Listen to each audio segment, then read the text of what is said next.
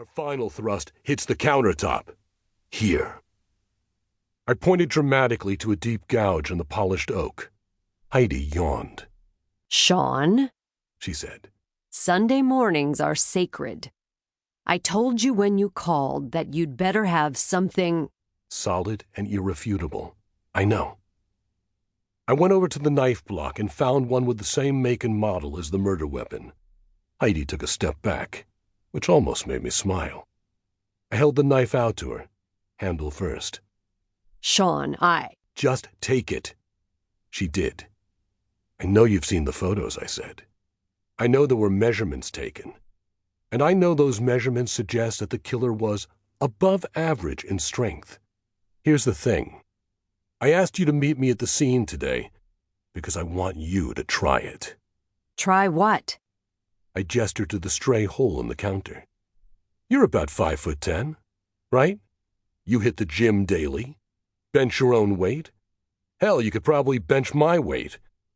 I challenge you to take the same knife and with just one thrust, make a hole that deep.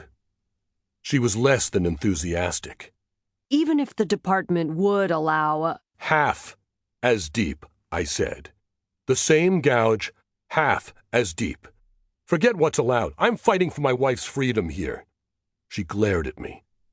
This isn't going to prove anything, she said. Just make sure you grip the handle tight. I don't want the blade sliding up your palm. She gave in.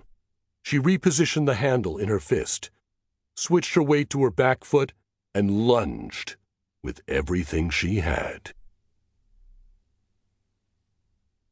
2. The result? Not even 1/4 the depth of the original. The hole was barely noticeable when she pulled the knife back out. We stood staring at the counter. No words were exchanged. No meaningful glances. Then she dropped the knife in the sink and started for the door. We're leaving, she said. That's it? I told you it doesn't prove anything. I followed her outside onto the wraparound porch of what had begun as a plantation house, rebuilt and renovated over time into a multi-million-dollar mansion. Drive time to either Tampa or Orlando was roughly an hour, but the immediate area looked like the land that civilization forgot.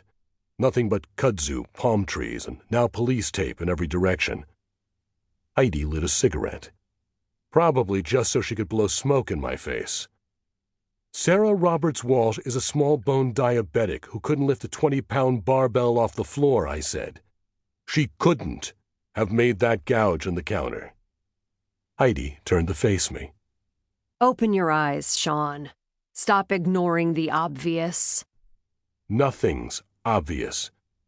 Your wife disappeared the same day Anthony Costello was murdered, maybe the same hour. She isn't the only one who went missing that day. Yeah, and maybe when we find her, she'll have a real good story. She walked down the porch steps and started toward her car, then turned and came striding back. Just what exactly was the wife of a homicide detective doing, working for a mob accountant? She was his chef. I'm not talking about her job title. How did she meet him in the first place? I didn't say anything. I was surprised it had taken Heidi this long to ask the question. I'd had run-ins with the Costello family before. A little over a year ago, I'd arrested Nicholas Costello, Anthony's nephew, for holding up a liquor store on the outskirts of Tampa. After the arrest, evidence went missing. Witnesses recanted. It looked bad. It made me look bad. And then Sarah started working for Anthony. Rumors were flying around the squad room. Detective Shan Walsh on the Costello's payroll. Me, who'd given 15 years to this job. That's your story? Heidi asked. Silence? She isn't involved, I said. Maybe. Either way, I don't want you anywhere near this. I watched her drive off, then took out my cell phone and speed-dialed Sarah. Hey, it's me again, I told her voicemail.